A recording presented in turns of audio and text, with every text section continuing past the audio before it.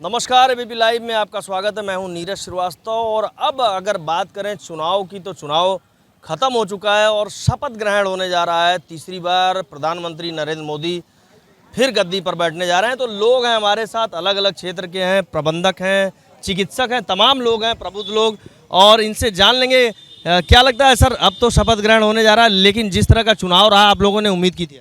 नहीं, ऐसा उम्मीद तो हमने नहीं किया था, क्योंकि हम लोग ये जान रहे थे कि जिस तरह से एग्जिट पोल आ रहे थे कि बीजेपी जीत रही है। लेकिन ये जो भी चुनाव का रिजल्ट आया है, ये बहुत अच्छा रिजल्ट है, बैलेंस्ड रिजल्ट है, क्योंकि विपक्ष जो है होना बहुत ज़रूरी है। किसी भी लोकतंत्र के बचाव के लिए विपक्ष का होना ज़रूरी है, और जब तक विपक्ष सशक्त नहीं रहेगा तब तक देश का विकास होना मुश्किल है। लगता है जो कहा जा रहा था कि अब की बार 400 पार 80 सीटें जीतेंगे, तो इसका नुकसान भी उठाना पड़ा बीजेपी को। एकदम नुकसान उठाना पड़ा। जैसे एक होता है ना, ओवर कॉन्फिडेंस वर्ड होता है। किसी भी चीज़ को जीतने के लिए, चुनाव जीतने के लिए ओवर कॉन्फिडेंस नहीं होना चाहिए।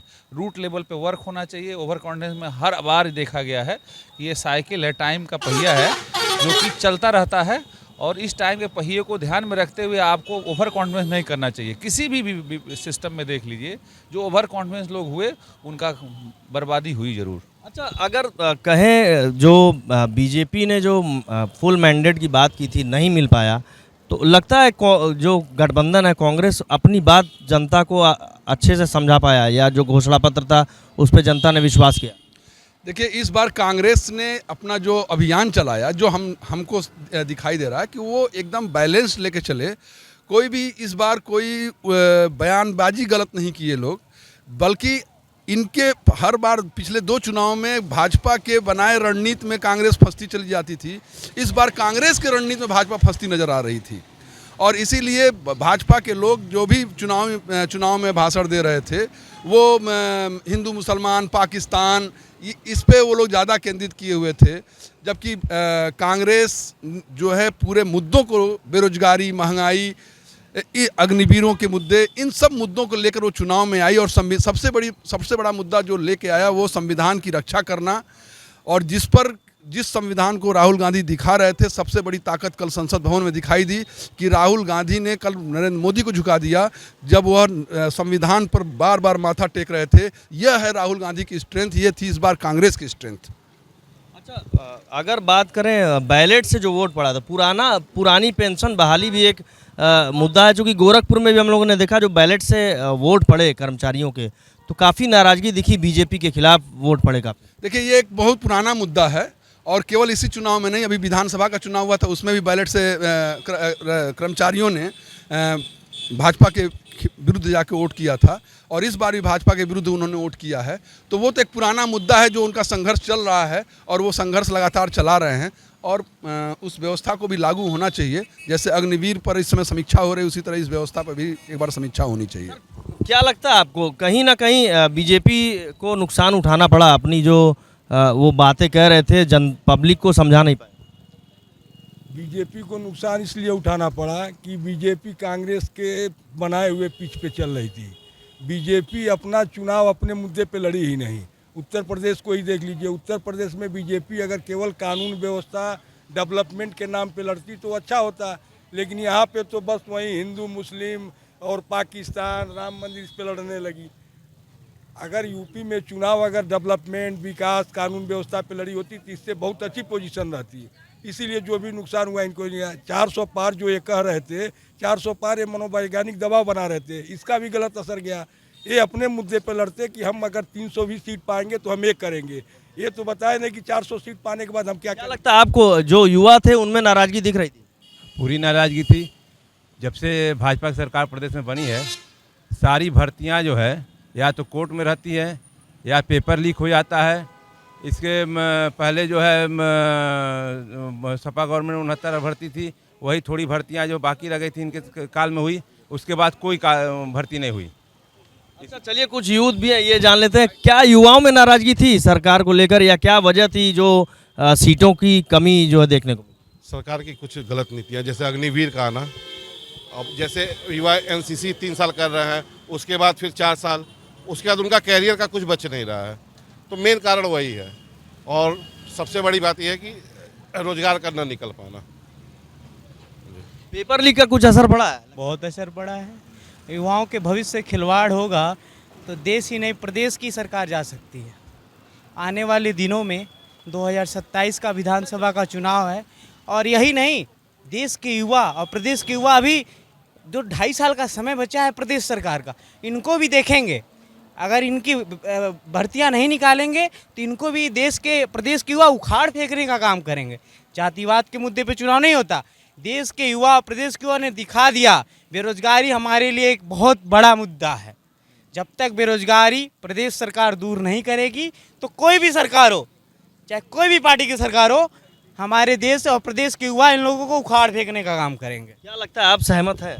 बिल्कुल सहमत हैं। देखिए, जब जिस बेरोजगारी एक ऐसी समस्या है कि जब देश का युवा बेरोजगार होगा, उसके लिए रोजगार की कोई ज़रूरी नहीं कि उसको सरकारी नौकरी ही मिले, ज़रूरी नहीं कि उसके लिए उसको सरकारी नौकरी मिले, रोजगार का सृजन होना ज़रूरी है। हमारी आबादी 140 करोड़ हो गई है।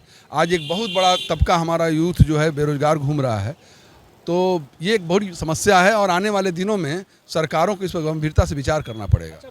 मोदी लहर, मोदी वेब कह रहे थे चल रही है, लेकिन इस बार लग रहा है कि मोदी वेब का कुछ असर दिखा नहीं, यूपी में भी खासकर बात। देखिए 2019 में तो मोदी लहर बहुत ज़्यादा थी, लेकिन इस बार जो चुनाव हुए मोदी लहर अंडरग्राउंड तो थी, लेकिन जो मेन मुद्दे थे बेरोजगारी, सरकारी भर्तियां, स्पेशली जो ये गवर्नमेंट है ये प्राइवेटाइजेशन की तरफ ज़्यादा बढ़ रही है।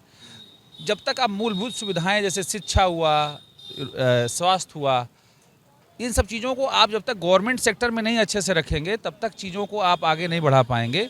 जहाँ तक मोदी लहर का सवाल है, मोदी लहर तो थी, ऐसा इसमें मोदी जी का पर्सनल लेवल पे यदि आप बात करेंगे तो वो बहुत ही अच्छा काम किया उन्होंने। हम लोग भी अलग अलग गांव शहर में जा रहे थे तो थोड़ी वेब दिखाई दे रही थी, लेकिन जिस तरह का दावा किया जा रहा था, जिस तरह का एग्जिट पोल था, उस तरह का माहौल दिखाई नहीं दिया रिजल्ट में। नहीं, ऐसा कुछ था नहीं। यदि आप रूट लेवल पे आप गए होंगे, देखे होंगे हर गांव में, हम तो गांव से मैं अपना वोटिंग मैं गांव में ही किया था, देखा ये जा रहा था कि हर गांव में जो विपक्ष था वो बहुत एक्टिव था, बूथ लेवल पे बहुत एक्टिविटी उनकी थी और जो उनके काम करने वाले वर्कर्स थे वो हर चीज़ को मतदाताओं को ले आके वोटिंग कराना, जबकि बीजेपी के लोगों में ये चीज़ नहीं देखी गई। रूट लेवल पे, बूथ लेवल पे प्रॉब्लम थी और वो लोग वोटिंग नहीं पूरा करा पाए। अच्छा, अगर कांग्रेस गवर्नमेंट बनाती तो क्या लग रहा है, बेहतर कर पाती या फिर गिर जाती? नहीं, अगर वो बहुमत में रहती, इंडिया गठबंधन बहुमत में होता तो चलाती, अच्छे से चलाती। बहुत वादे पूरे कर पाते वो जो घोषणा पत्र में वादे? सारे वादे पूरे करते। आज क्या अनाज नहीं दिया जा रहा है इतने लोगों को? क्या आज जो है वो सम्मान निधि नहीं दी जा रही है? तो आखिर ये जो पैसे तो गवर्नमेंट के पास आ ही रहे हैं, ऐसा नहीं है भाई। आज से आप 10 साल पहले जाइए, जीएसटी या चाहे गवर्नमेंट के पास इतने पैसे नहीं आते थे, फिर भी देश यहाँ तक पहुँचा ना। अच्छा, आप मानते हैं पेंशन दिया कांग्रेस की गवर्नमेंट ने बरसों तक, लेकिन अब ये सरकार प्राइवेटाइजेशन कर रही है तो इसकी नाराजगी दिख रही है? नाराजगी दिख रही है, तभी तो दशा हुई है। नाराजगी देख रही है। एक आदमी अभी देख लीजिए, यूपी को ही ले लीजिए, 5 साल के बीच में कोई रोजगार, किसी को कोई नौकरी नहीं मिली, ना कोई रोजगार मिला। ये कहते हैं सबको कि आप बिजनेस करिए। बिजनेस आदमी तभी करेगा जब आदमी के पास मतलब खरीदार रहेगा। ये बताइए, मार्केटिंग, अभी आप मार्केट में चले जाएंगे, सबसे पहले तो इनको खरीदार पैदा करना चाहिए। अगर मार्केट में पैसा नहीं रहेगा तो बिजनेस करके आप करेंगे क्या? दुकान लगा दीजिए 100 गो, खरीदने वाले के पास। सहमत है सर इनकी बात से? हम सुने नहीं अभी तो। अभी जैसे कि सरकार जिस तरह से बीजेपी दावे कर रही थी, दावों पर नुकसान उठाना पड़ा सीटों पर, तो ये इनका कहना है कि वजह यही है। देखिए, दावा तो जो कर रहे थे वो एक तरह से मनोवैज्ञानिक प्रेशर था विपक्ष पे। ऐसा कुछ नहीं था कि 400 पार हो जाएंगे, ऐसा कहीं धरातल पे नहीं दिख रहा था।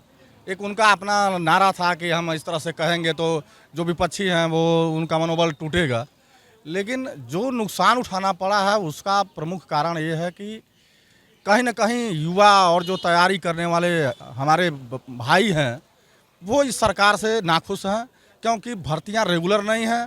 जो भर्तियां आ भी जा रही हैं वो किन्हीं न किन्हीं कारणों से या तो पेपर आउट लीक हो जा रहा है या कुछ और कारण हो जा रही है।